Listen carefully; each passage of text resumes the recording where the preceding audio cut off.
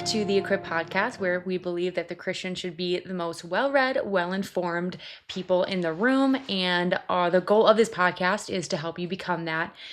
This is the second time that we are together, bringing you into a lively conversation. And hopefully it's something that you can glean something from. I know that we're at episode 19. 19.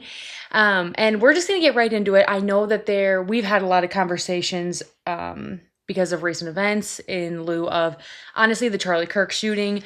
I think you were the first person to text us being like, hey, this is what happened.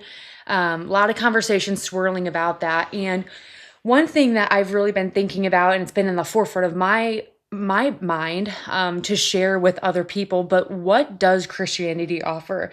We're living in a time where there's obviously this huge act of violence, and it's even more than the Charlie Kirk thing, every day there's confusion and angst and hatred, a lot of anxiety and fear just swirling around. Yep. So what does Christianity offer? Well, it does, and it seems like people are very confused. Yeah. And the Bible has a word for it, lost. Yeah. And that's a rough word, especially I remember when I was lost. And it gives me comfort when I know what's going on and things make sense to me. Mm-hmm. Okay. And I've really wanted to talk about what Christianity offers as far as a worldview. Yeah. Okay. And Christianity does offer a comprehensive, coherent, consistent worldview. Mm-hmm. So I want to actually explain what that is, because I believe this can really help, because it helps me a lot. Well, first of all, a worldview it starts with this overarching story, and the experts call it a meta-narrative. Mm-hmm. Okay, and that story, that meta-narrative, helps us navigate through life, mm-hmm. kind of interpret what we see happening in the world. Okay. And from that worldview is where our values come from, where our beliefs come from, where our assumptions come from. So a Christian worldview, to sum it up, first of all, God created. Yeah. We believe that.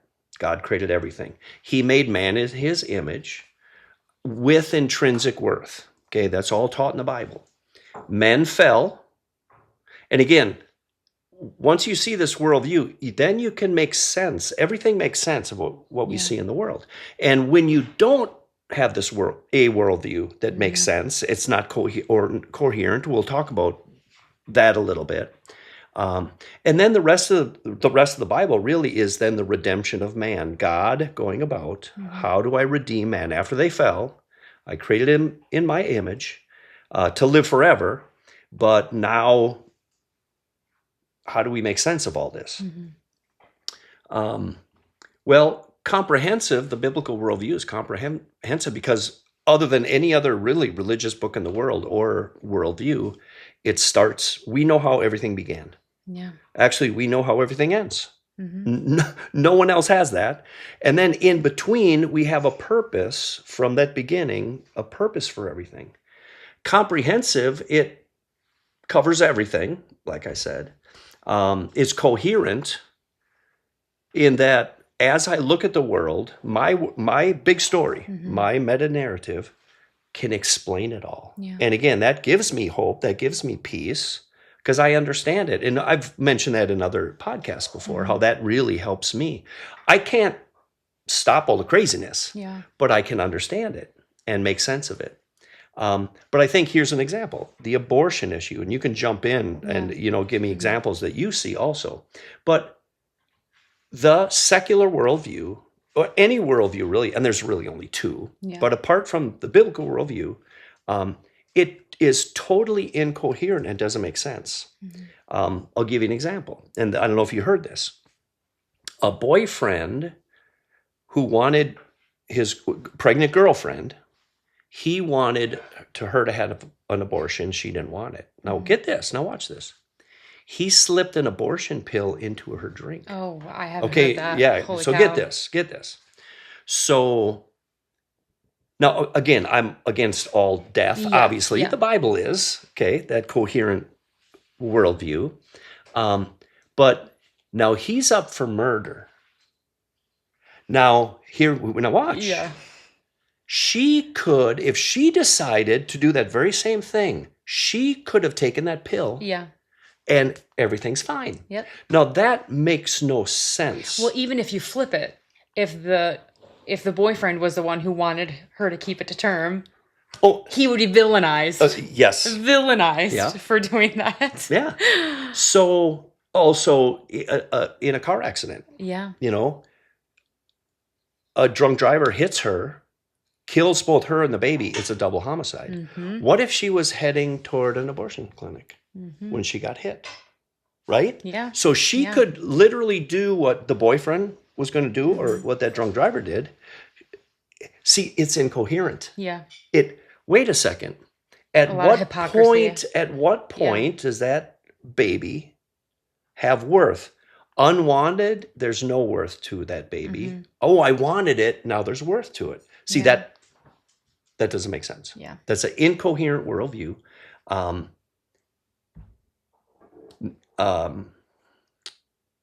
Think of this. A couple who desperately wants that child. They think that child has worth, intrinsic worth. And again, the biblical worldview makes sense of all that. Mm-hmm. And that gives me peace. Why is there evil in the world? And obviously that was on full display with the Charlie Kirk. And really the reaction to it is what was shocking to me. Yeah. Well, again, my worldview makes sense of that. Men have a fallen nature. Mm-hmm. There's evil in the world because of that. There's a devil.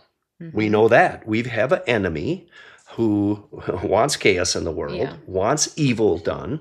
The fact that God made man with a free will, I find this interesting. He gave angels a free will. They chose to turn their back. A third of them chose to turn back, really do evil when they were in the presence of God.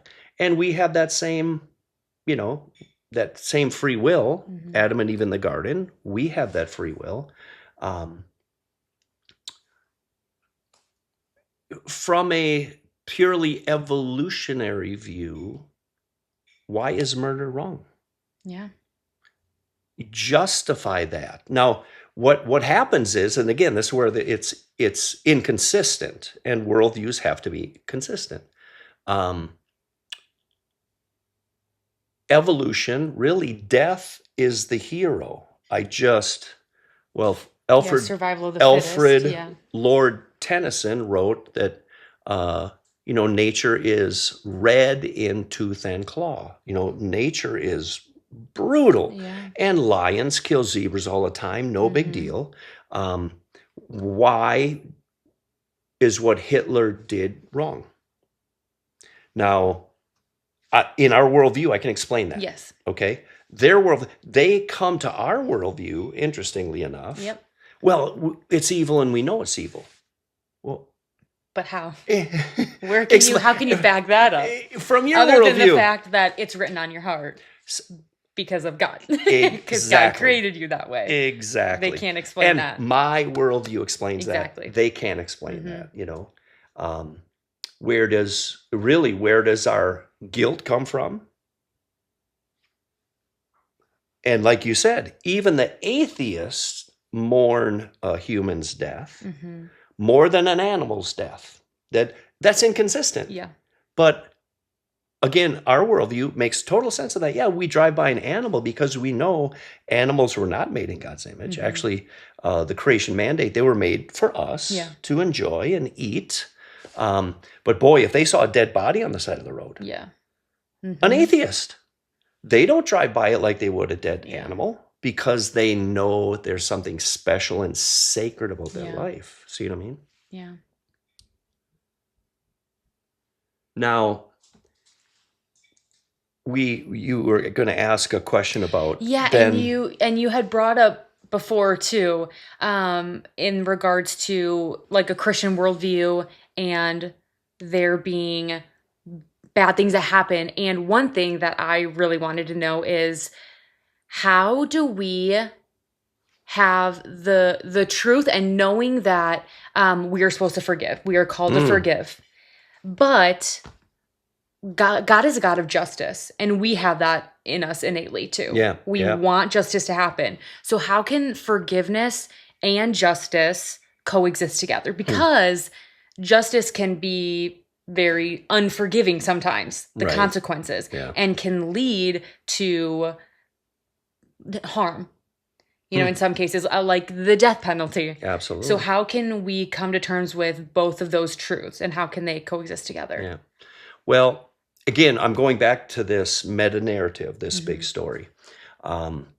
Interesting enough, and this came from Jordan Peterson, our brains are wired for narratives, meaning, and we see that Hollywood is a billion-dollar industry. The book sales, and we love stories. As a little kid, before bed, everybody wanted to hear us tell me a bedtime story. Yeah.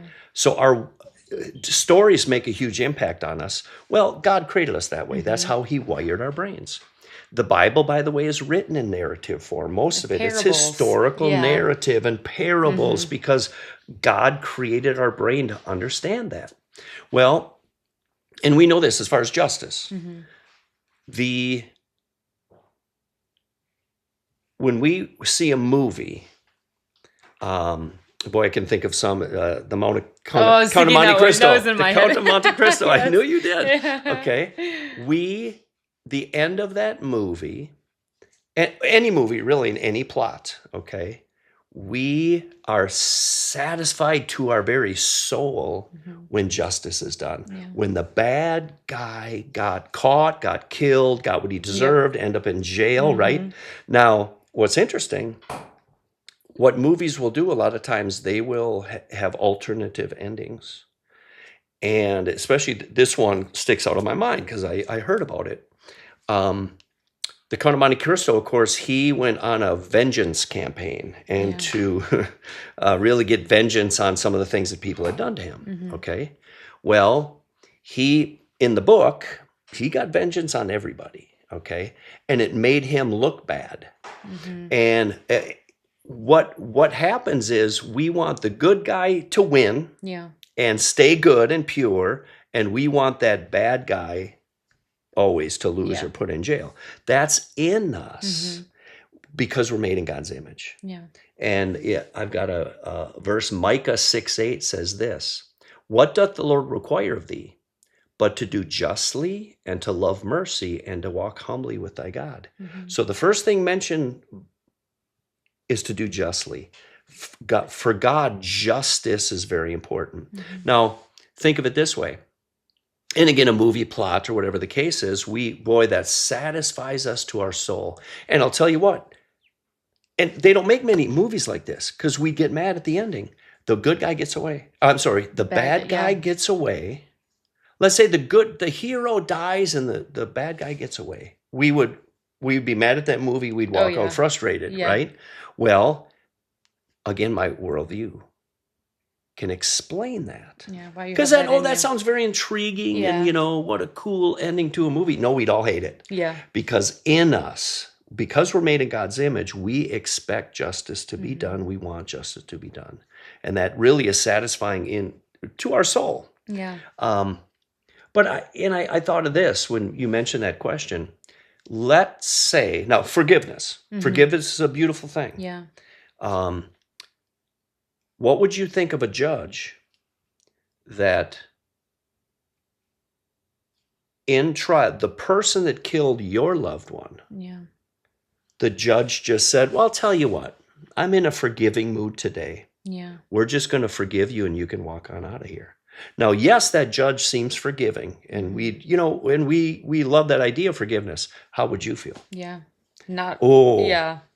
Justice was not done, So God is a God of justice. He lifts that up very importantly. Yes, forgiveness is involved.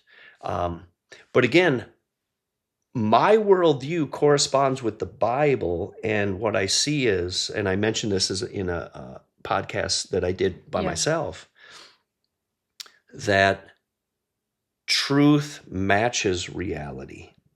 So the truth of even just watching a movie, at the end, the bad guy gets what he deserves. that matches what I see in the Bible. You know what I mean? Even what I see out there, but even in my own heart, my own soul. You know what I mean? Yeah. So that's where that meta-narrative, and what Christianity offers is a comprehensive, consistent worldview that we can navigate through the world. It makes total sense to me what I see, a Charlie Kirk getting assassinated. I understand that.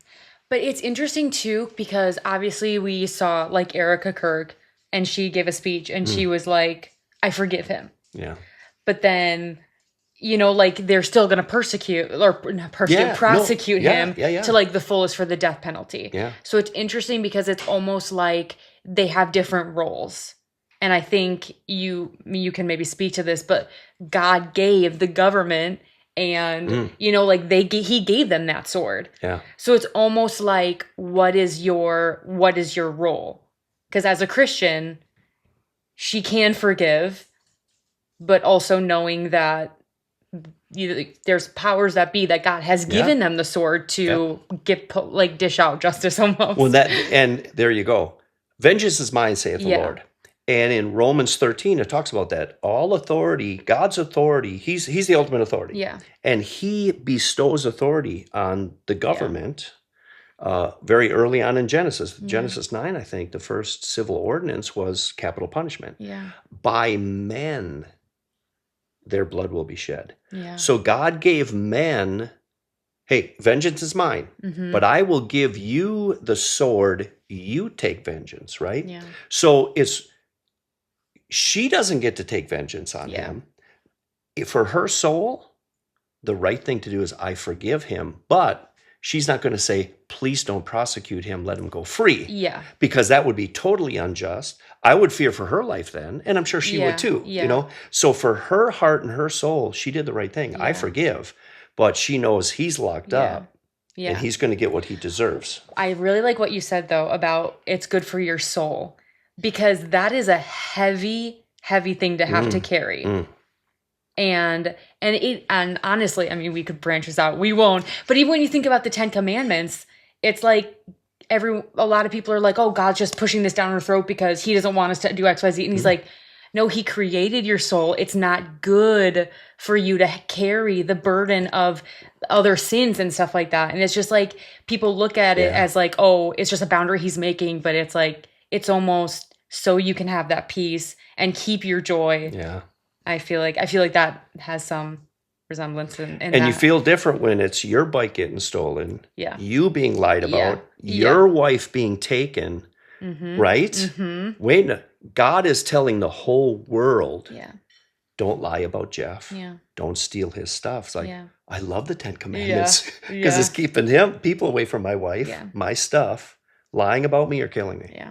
Yeah, but I like what you said about your soul, because it's, that's a heavy cross to, that's a heavy thing to bear by yourself. Yes, it is. So that's awesome. All right. Well, I think one other thing. Yeah. Well, I was going to say it's sometimes it can be harder to explain a worldview. Like I feel like a worldview is understanding for you, but when someone else was to come, if someone were to come at me like, okay, well, how are you a Christian and how can you believe in the death penalty? And I know you did go over it, but is there like some just like language that we can use if people come at us saying like, hey, well, how are you a Christian? How are you supposed to forgive? And how can you believe in that? Just something like real quick. Oh, real quick. One of the things in our system of jurisprudence is the punishment needs to fit the crime. And that's the ultimate. We take your life. Well, that tells me God takes the sanctity of life. This is unbelievable, right? To take somebody's life because they're made in God's image. What he's trying to show is, and what the death penalty does is, in a lot of cases, well, then I guess that's pretty bad. I won't do it. You know what I mean? So it wasn't, they were stoning everybody. It's just a bloody mess in the Old Testament. No, it was the death penalty for adultery. Again, it wasn't a bloody mess. Maybe they thought, God takes this very seriously. I won't do it. You know what I mean? Yeah. But that's why he wanted to show how important life was. So the ultimate price will be paid for taking somebody's life. Perfect. Yeah. All right. All right. That's all I got for you. All right. We'll see you next time.